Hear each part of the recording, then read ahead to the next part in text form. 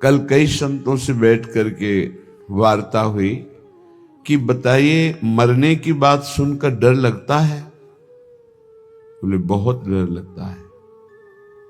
क्यों क्यों डर लगता है? क्या अपने प्रभु के पास जाने में आपको भय लग रहा है? तो आप कहेंगे नहीं, तो इसका कारण संसार आपको बहुत प्रिय लग रहा है, शरीर बहुत प्रिय लग रहा है, भोग बहुत प्रिय लग रहे हैं, इसलिए शरीर छोड़ने की बात सोचने मात्र से भय लगता है। सोचो, बैठ के आधा मिनट सोचो कि अगर अभी मृत्यु आ जाए तो 30 सेकंड बाद मानो हम मर जाएंगे, कैसा लगेगा? अभी घबराहट पैदा हो जाएगी। यही मिटाना साधना है। मरने की तैयारी ना करने के कारण मृत्यु से भय लगता है। नहीं, मृत्यु श्री कृष्ण का आलिंगन है। भगवान कह रहे सब कुछ हरण करने वालों में। भक्तों, अगर आपको वीडियो अच्छा लगे तो चैनल को सब्सक्राइब और लाइक जरूर करें। राधे राधे।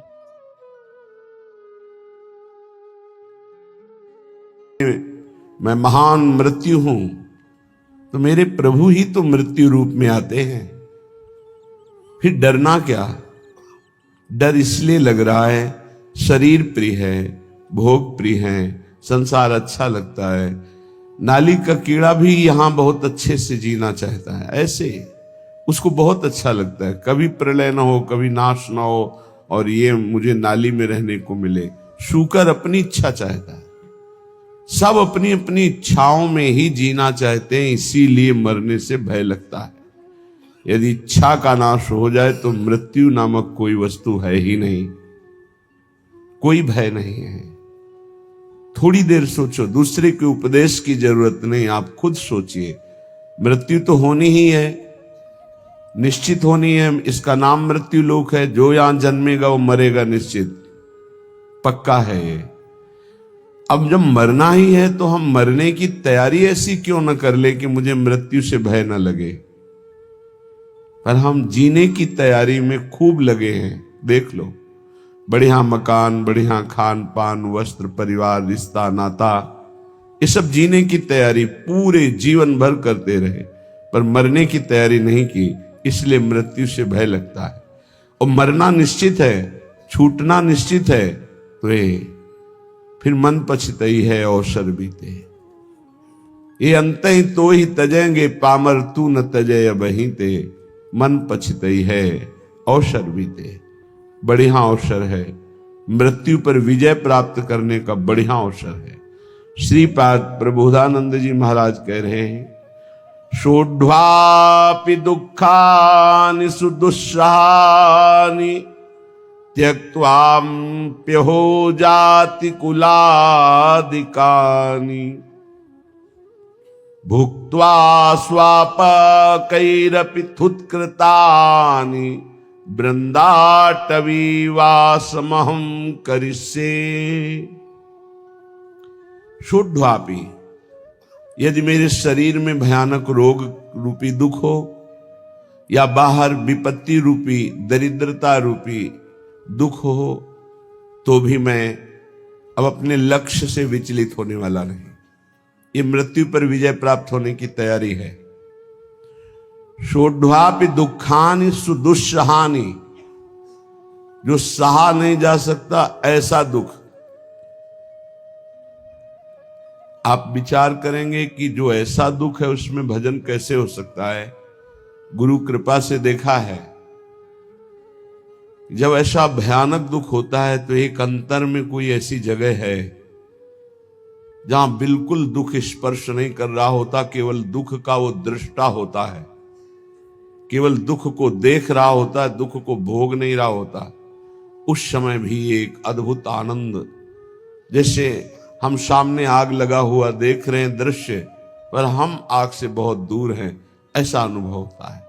इसलिए जब तक आप नाम जप नहीं करेंगे, जब तक आप भगवत आराधना नहीं करेंगे, तब तक आप दुखों को सहन करने में असमर्थ रहेंगे।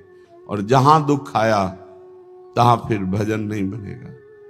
कल एक उपासक एकांतिक में प्रश्न कर रहे थे कि बहुत कृपा है हमारे ऊपर प्रभु की, खूब नाम जप करते रहे, पर अब हमारा शरीर अस्वस्थ हो रहा है, अब भजन में रुचि नहीं रह गई। ऐसा कैसे हो सकता है कि आपका खूब नाम जब चल रहा हो, खूब अच्छा लग रहा हो, फिर भजन छूट जाए रोग में? और साधारण रोग, शुगर हो जाना, ब्लड प्रेशर हाई लो हो जाना, ये तो सबके लगभग है। कोई बिरला ही बचता है जिसके शरीर में रोग ना हो, ये कलिकाल है। अगर रोग ये साधारण आने पर आपका भजन छूट जाता है, तो असाध्य रोगों में क्या करेंगे? आप तो फिर प्रभु को भूल ही जाएंगे।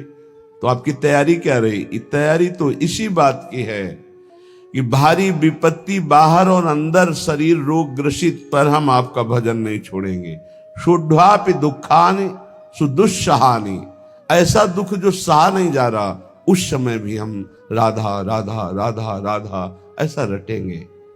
त्यक्त्वाप्य हो जाति कुलादिकानि, हमारे कुल के, हमारे जाति के, हमारे परिवार के त्यक्त्वा, हमें त्याग दे, तो भी मैं ऐसी परिस्थिति में भी प्रभु का स्मरण नहीं छोड़ूंगा।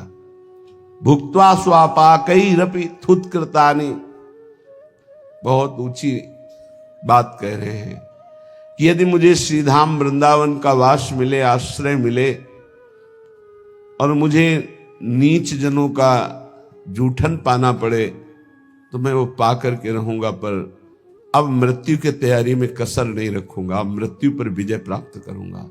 धाम का आश्रय लेकर सत्संग करते हुए नाम वाणी में ऐसा चित्त डुबोऊंगा कि शरीर अस्वस्थ हो तो भी भजन न रुके, भारी विपत्ति हो तो भी भजन न रुके, परिवार के लोग हमें त्याग दें तो भी भगवद आश्रय न छूटे, और हमको जूठन मांग के खानी पड़े तो भी भगवद आश्रय नहीं छोड़ेंगे। ऐसे पुरुष को परम पद की प्राप्ति होती है। इतना धैर्यवान होना चाहिए। ये छुटपुट विपत्तियां, रोग, ये हमारे पाप कर्म के प्रभाव से ही आते हैं। हमको आनंद पूर्वक सहना सिखाता है सत्संग, शास्त्र, भजन, ये सामर्थ्य देता है। भजन नहीं तो बातों से नहीं सह पाओगे। इसीलिए यावत स्वस्थमिदं कलेवरम यावत च दूरे जरा, जब तक आपका स्वास्थ्य ठीक है, वृद्धावस्था दूर है, तब तक भजन कर लो। ऐसा अभ्यास कर लो कि किसी भी स्थिति में भजन न छूटे। घर छोड़ने के पहले गुप्त रूप से 4-4 दिन, 5-5 दिन भोजन का त्याग करने का अभ्यास गुप्त रूप से किया, क्योंकि हमको बाहर मिले ना मिले तो हम कैसे रह पाएंगे। पहले तैयारी की जाती है। एक एक को मृत देखा, एक एक को मृत देखा, मां को, परिवार को, सबको। जब अंदर आ गया कि सब ये शरीर मृत हैं, वो अंदर ही आ गया कि कई दिन भोजन न मिलने पर भी मैं भजन अपना नहीं छोड़ पाऊं। नित्य निरंतर भजन करते हुए मैं बाहर परिवार से, भोजन से, सबसे विलग होकर के भी जी लूंगा। पहले अभ्यास किया, फिर निकल पड़े। जब निकल पड़े तो कदम पीछे नहीं, आगे। चाहे जितनी गाली, अपमान, दुख, सर्दी, गर्मी, बरसात, हर कष्ट सहते हुए पशुवत शरीर का व्यवहार, जैसे पशु ऐसे व्यवहार, जैसे पशु के न रजाई है न कंबल है, जो मिला सो खा लिया, जहां मिला वैसे पड़ा, ऐसे शरीर। तब वो जाकर के अंदर वेदना जागृत हुई, कैसे ब्रह्मबोध हो, कैसे भगवत प्राप्ति हो। अब तो जीवन का लक्ष्य केवल भगवत प्राप्ति। तब जहां कहीं भी चित्त की वृत्ति विषय संयोग के लिए लालायित हुई, वही रो रो कर प्रभु से प्रार्थना, प्रभु बचाओ, ऐसी वृत्तियों से बचाओ जो आपसे विमुख कर रही। बस एक ही उपाय मिला है आज तक विषयों पर विजय प्राप्त करने का, रोकर भगवान से प्रार्थना करना। नहीं, विषय इतने प्रवीण है कि इंद्रियों को बलात् अपने में तन्मय कर लेते हैं। इंद्रियां इतनी प्रबल है कि मन को बलात् अपने में अधीन कर लेती। मन इतना प्रबल है कि बुद्धि को अधीन कर लिया। बुद्धि इतनी प्रबल है कि जीवात्मा उसी में तन्मय होकर भोगों में लग गया। ये कहने में इतना समय लगा, तन्मय होने में इतना भी समय नहीं देता। विषय 1 सेकंड में तन्मय करा देता है। जहां तन्मय हुआ वहां भ्रष्ट हुआ। इसलिए कैसी भी परिस्थिति हो, भजन का अभ्यास कर लो। जीवन में एक ही बात दृढ़ निश्चय रही गुरु प्रताप से, हमारा स्मरण न छूटे। बस उसके लिए पूरा जीवन लगा दिया गया है, स्मरण न छूटे। हजारों के बीच में या एकांत में, भूख प्यास में या छके हुए, अपमानित होकर या सम्मानित होकर, सर्दी गर्मी बरसात, कोई भी परिस्थिति हमें भगवान से विमुख न कर पावे। कोई कहने वाला थोड़ी था परमार्थ में जब चले, कोई सिखाने वाला थोड़ी था। एकमात्र परमात्मा स्वरूप गुरुदेव हर समय साथ रहते, हमारे दिमाग में रहते। 3 बार गंगा स्नान, चाहे सर्दी हो, चाहे गर्मी हो, चाहे बरसात हो। एक ब्रह्म मुहूर्त 3 बजे 4 बजे के बीच में जब भ्रमण करते थे, अगर कहीं रुके तो 2 बजे के बाद उठकर गंगा किनारे। पर भ्रमण में ऐसी, क्योंकि पता नहीं कौन कहाँ घाट है, कहाँ स्नान करना है, तो 4 बजे के लग, फिर 9 और 10 के बीच में एक स्नान, और फिर 3 और 4 के बीच शाम। ये शौच लगे न लगे उससे नहीं, 3 बार त्रिकाल स्नान करना और त्रिकाल आराधनाएं कुछ गुरु प्रदत्त। अपने को जब तक आप दुख सुख में समान रखकर साधना में भाव नहीं रखेंगे, तब तक आप नहीं चल सकते, क्योंकि ऐसी परिस्थितियां माया डाल देगी। हमें बड़ा आश्चर्य लगता है, छोटे मोटे रोग, ब्लड प्रेशर लो हो गया या हाई हो गया या शुगर बढ़ गई, ये तो बहुत बड़ी बड़ी भयानक परिस्थितियों में महापुरुषों की दिनचर्या में कोई फर्क नहीं पड़ा। तिवारीपुर, सेनपुर के समीप, वहीं एक पंजीरी बाबा रहते थे। उनकी एक सिद्धि थी ऐसी कि इतना बड़ा पात्र था मिट्टी का, और हजारों दसियों हजार लोगों को पंजीरी ऐसे देते थे, एक एक मुट्ठी, कितनी भी 100 ग्राम 50 ग्राम उसमें डाल दी गई, बस लाल चला ऐसे ऊपर रख दिया, बस उससे देते चले जा रहे। दसियों हजार लोगों को पंजीरी बांट देंगे, उतनी ही बची रहेगी। ऐसे सिद्ध महापुरुष, पर उनका नियम था सुबह 2 बजे रात्रि से लेकर के दोपहर 2 बजे तक गंगा जी में खड़े होकर मंत्र जपना। प्रारब्ध भोग उपस्थित हुआ, कछुआ ने काट लिया, पर वो अपने हिले नहीं साधन से। अब वहां दंडवत प्रणाम करने वाले हजारों लोग, लेकिन पूछने वाला कौन होता है, आप कैसे हैं? ये तो कोई बिरला ही। अब उनकी सड़न पैदा हुई, उसी पैर में मवाद बनने लगा, वो वैसी दिनचर्या, कीड़ा पड़ गए, वैसी दिनचर्या। जब कीड़ा पड़ गए, दुर्गंध आने लगी, तब दूर से लोग दंडवत करते, पंजीरी लेने नहीं नजदीक आते, तो हंसते, ये संसार है, हंसते। कभी उनको शोक ग्रसित नहीं देखा, कभी नहीं देखा। एक संत भगवान को देखा कि कमर से नीचे बेकार हो गए, प्रारब्ध भोग है।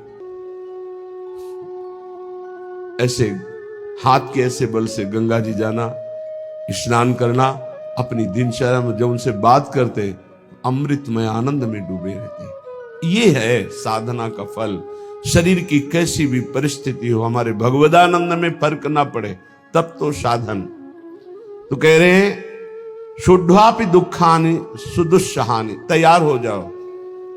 देखो ये तैयारी है मृत्यु पर विजय प्राप्त करने की। चाहे जैसी दुख की परिस्थिति हो, चाहे जैसी परिस्थिति, भजन न छूटे। आप भजन को पकड़ने की कोशिश करें, भजन आपको पकड़ लेगा।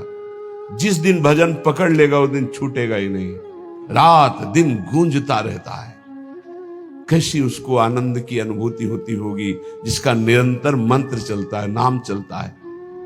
तो नाहम गमिष्यामि सताम समीपतो, वृंदावन छोड़कर, वृंदावन के रसिकों को छोड़कर मैं किसी भी महापुरुष का संग नहीं करूंगा।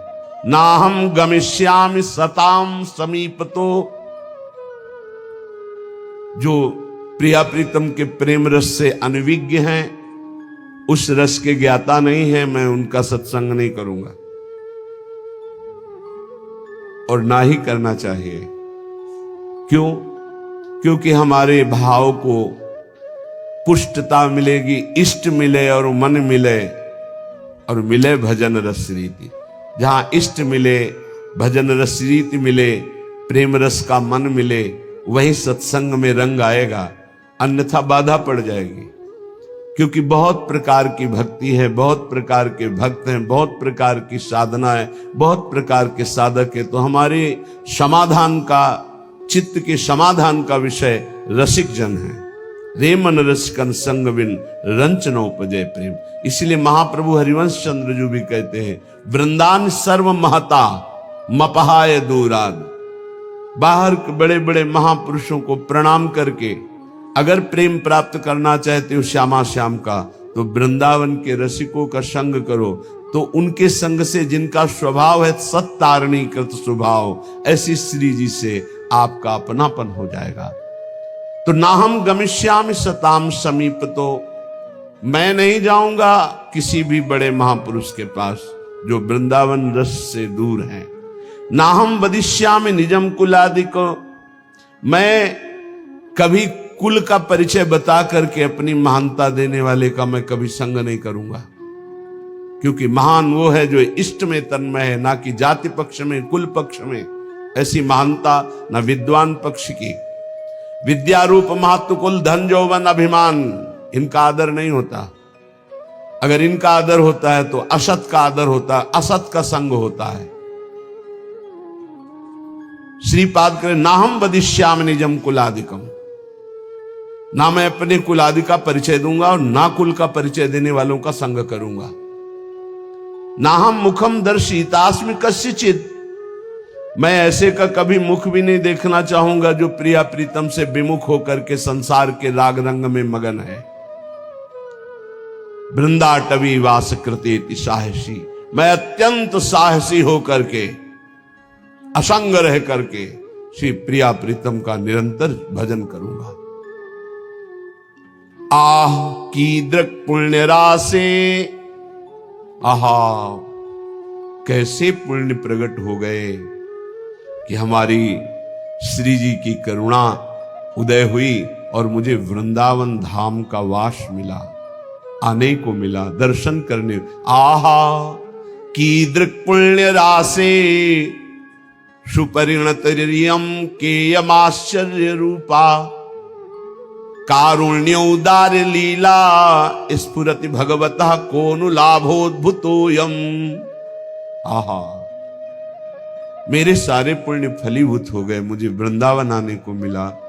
वृंदावन में दर्शन मिले बिहारी जी के, राधा वल्लभ जी के, राधा रमण जी के, रसिकों का संग मिला, मेरे पुण्य फलीभूत हो गए। आहा आहा क्या आश्चर्य में करुणा उदारता प्रकट हुई कि मुझे परम रूप राशि श्री प्रियाजू के चरणों की शरणागति मिल गई, जो परम करुणा उदार का साक्षात वपु हैं। श्री जी के रूप का एक ऐसा प्रभाव कि रोए बिना नहीं रह सकते आप। करुणा, दयालुता टपक रही श्री जी के रूप से। वो मतलब सामर्थ्य के बाहर की बात है, कोई वर्णन कर सके। ऐसे नेत्र है, ऐसी करुणा है, ऐसा अपनापन है कि बस चिल्ला चिल्ला के रोने का मन होता है। तो कहते आहा हमारे ऊपर कितनी करुणा हुई, केम आश्चर्य रूपा, कैसा ये आश्चर्य में रूप है मेरी प्यारी जू का। कारुण्य उदार लीला स्फुरति भगवतः कोन लाभोद्भुतोयम, जहां जिनकी करुणा उदारता का लाभ स्वयं भगवान ले रहे हैं, वो रूप हमारी स्वामिनी जी का। मैं उनका शरणागत हूं। यद्वा नाश्चर्य में तन निज सहज गुणम मोहित श्री विधिशा, मेरी स्वामिनी जी का ऐसा सौंदर्य है, ऐसा प्रेम है कि लक्ष्मी ब्रह्मा शिवादि देवगण भी मोहित हो रहे हैं। यद्वा नाश्चर्य में तन निज सहज गुणम मोहित श्री विधि ईशा, श्री लक्ष्मी जी, विधि ब्रह्मा जी, ईश भगवान महादेव, उच्चैर वस्तु, ऐसी दिव्य प्रेम वस्तु वृंदावन मिद मवन उयत स्वयं प्रादुरस्ते, मुझे वृंदावन की भूमि ने प्रदान किया। श्री स्वामिनी जी का रूप, स्वामिनी जी की शरणागति, स्वामिनी जी का राधा नाम, जिसे लक्ष्मी जी, ब्रह्मा जी, भगवान शिव आदि देवगण भी मोहित हो रहे हैं। ऐसा प्रेम, जिस उदारता का लाभ स्वयं भगवान श्री कृष्णचंद्र जी ले रहे हैं, ऐसी स्वामिनी मुझे मिली। ये सिर्फ वृंदावन भूमि की कृपा। इसलिए मेरी जिह्वा रटन वृंदारण्येत्यविरत मटस्तत्र परितो नटन गायन प्रेम्णा पुलकित वपुस्तत्र विलुठन त्रुटत सर्वग्रंथि स्फुटदति रसोपास्ति पटिमा कदाहम धन्यानाम मुकुटमणिरेशोस्मि भविता। मैं बन गया सबका मुकुटमणि। ये देखो हम श्यामाजू के बल अभिमानी। कदाहम अहम धन्यानाम, मैं धन्यों में धन्य हो गया। मुकुटमणि रेशोस्मि अस्मि, मैं भविता, मैं मुकुटमणि बन गया। किस बात से? क्योंकि मुझे ऐसी प्यारी जू की शरणागति मिली, मुझे प्यारी जू का नाम रटने को मिला।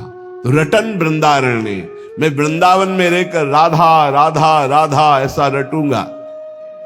विरत मटस तत्र परितो, वृंदावन की गलियों में घूमता हुआ नटन गायन प्रेमणा, नाचते हुए और पद गायन करते हुए। हाँ, पद गायन करते हुए।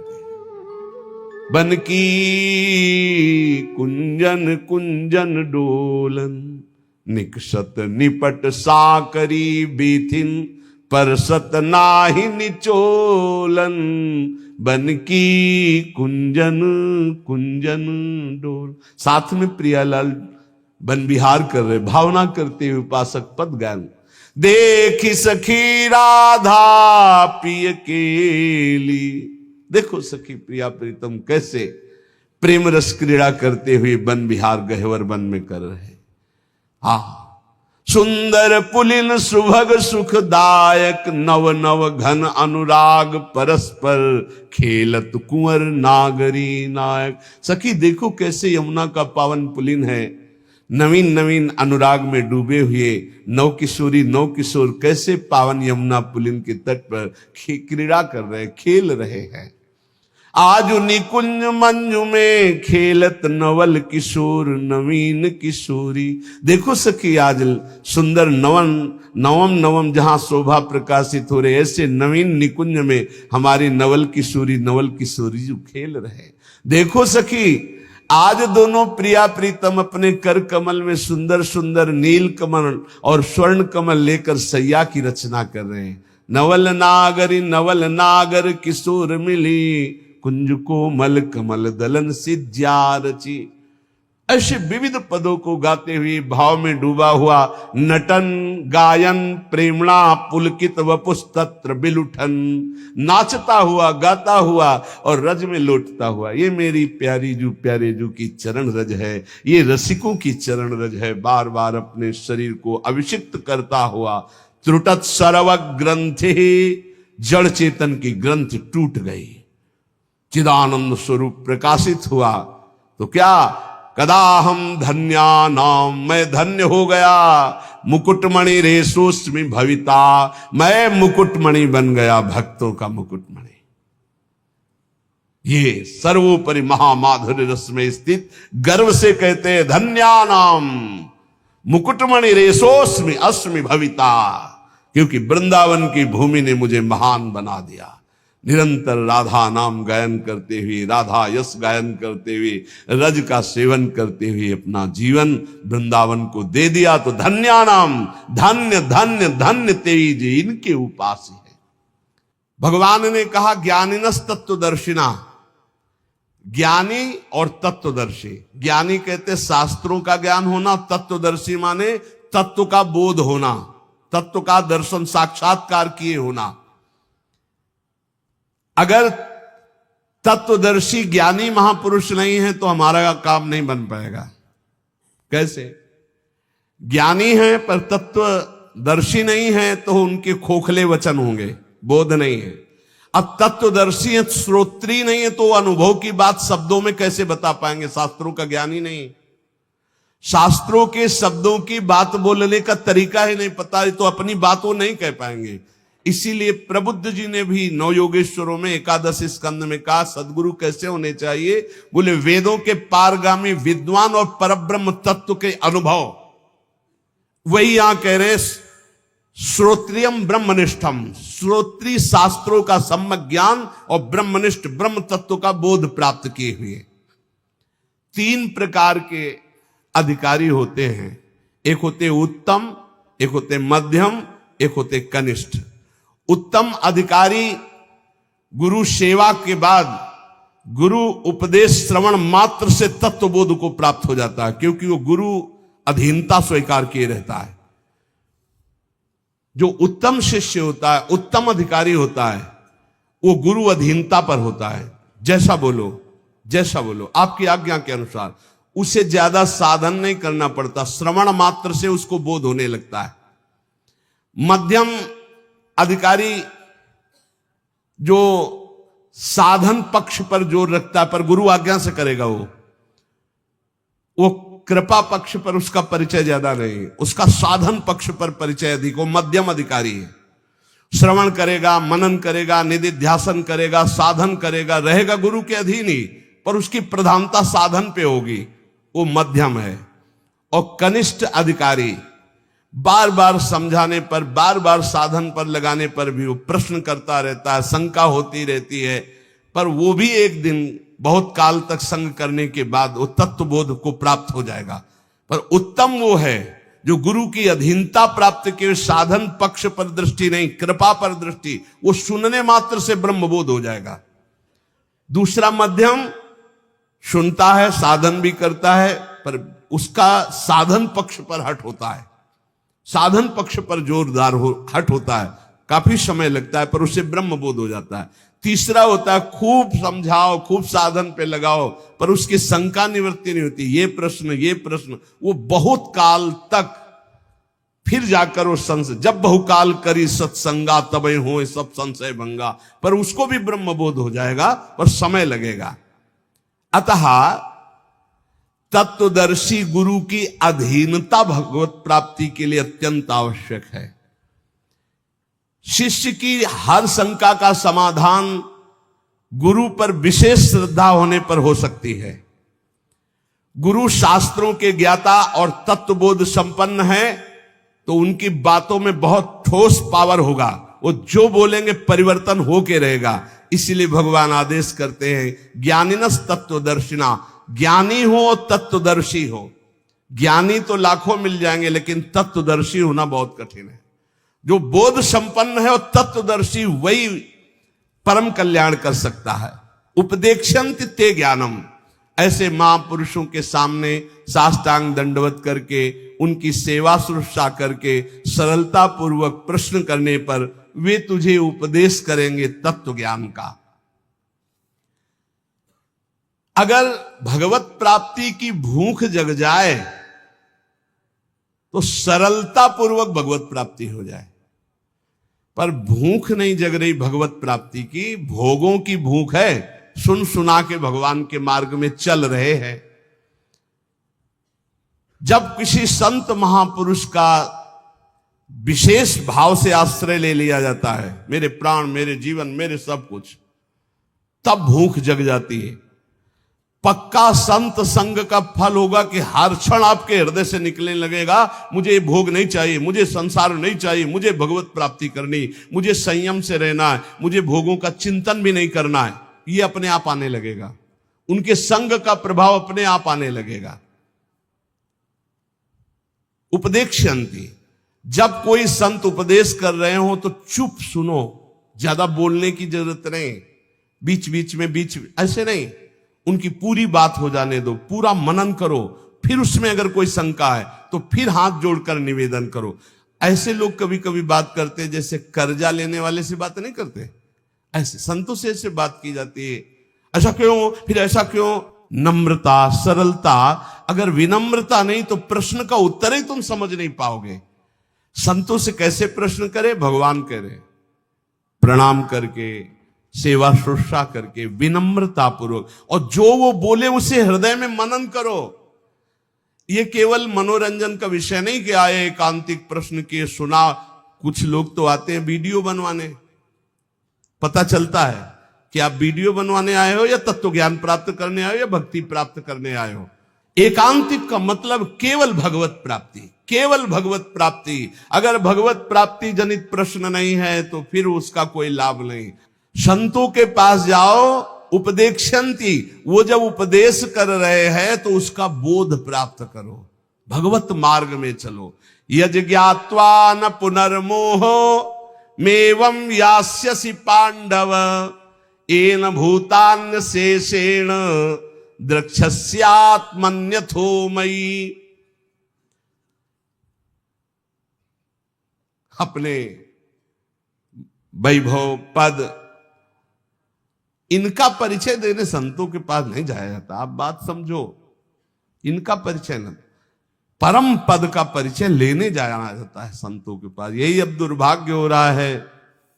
तो हमें लगता है कि संसार की पद प्रतिष्ठा तो बहुत ही है, अगर संतों के पास जाए तो परम पद प्राप्ति की जनित प्रश्न करे, वैसी भावना से जाए तो लाभ मिले, नहीं तो काहे को समय बर्बाद करोगे अपना भी और संतों का।